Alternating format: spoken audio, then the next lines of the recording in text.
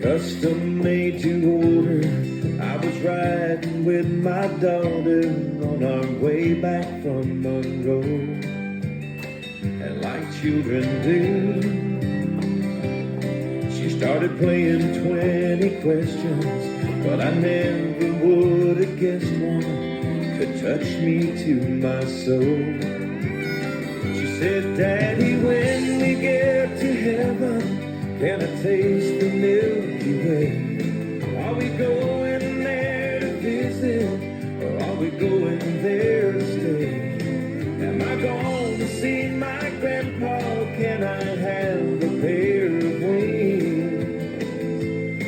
And do you think that God could use another angel to help pour out the rain?